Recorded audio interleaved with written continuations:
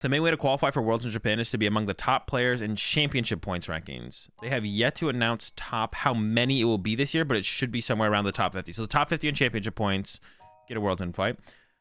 You've got three main types of events in Japan. Trainers League, small 4 to 16 player events held in stores. You can get CP in those, but it's capped at 30 CP for the whole season. Any half-serious player can reach that cap in a few tries. City Leagues, 16 to 64 player events, are the main CP earners. They're held all across Japan in batches, which they call seasons, which is kind of confusing.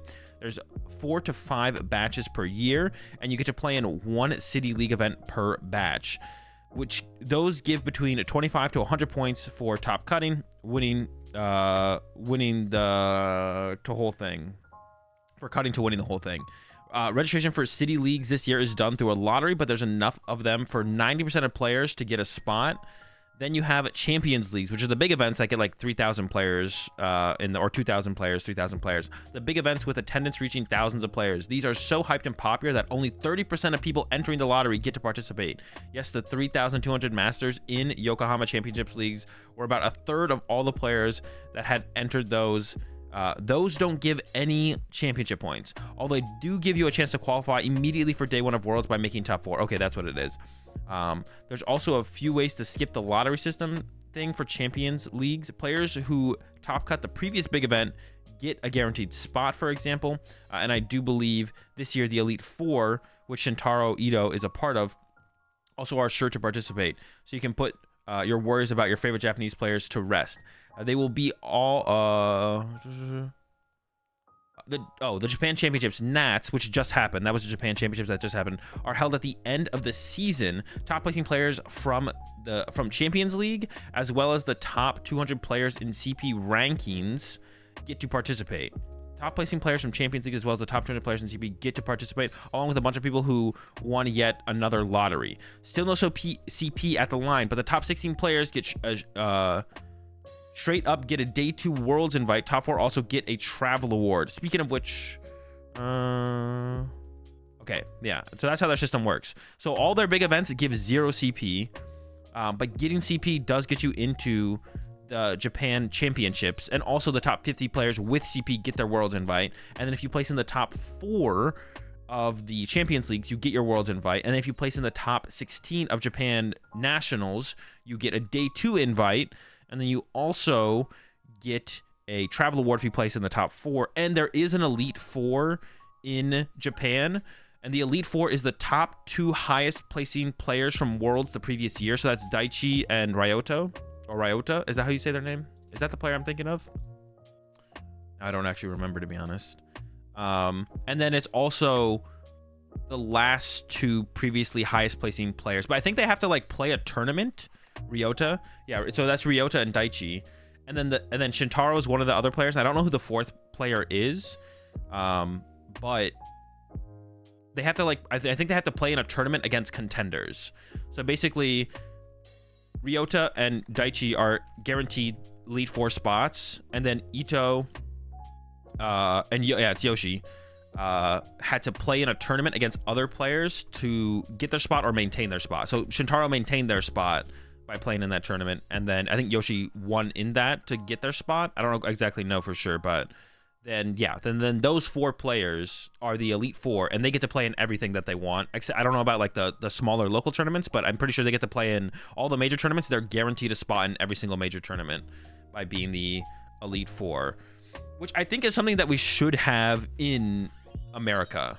We should have some kind of like it would be top player privilege, but I think that should exist. There should be like either like a kind of like Hall of Fame type thing. I talked about this on the podcast. I think like if Jason Klasinski wants to show up and play in NAIC this year, I think Jason Klasinski should be able to show up and play in NAIC this year. And then there should also be like a current top players as well. Like either you should be like grandfathered in as a pro player, or if you have a high enough placing in the current tournament in the current season, you should also just be guaranteed a spot in any major tournament in your region or international tournament. So like just take the top 16 from North America, you would be guaranteed a spot in any single major regional tournament in America or Canada, or a special event. And then you'd also be guaranteed a spot in every single You'd be guaranteed a spot in every single international tournament.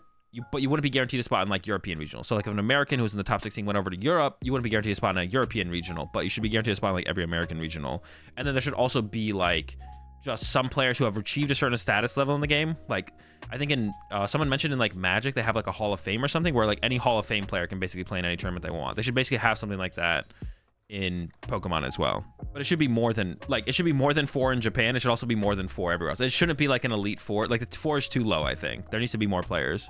You just earned your status as like a player at some point. Once you've done enough, once you enter like the like a Hall of Fame type thing in the Pokemon TCG, like I don't know, like I feel like that's just like, yeah, you've earned your status in the Pokemon TCG.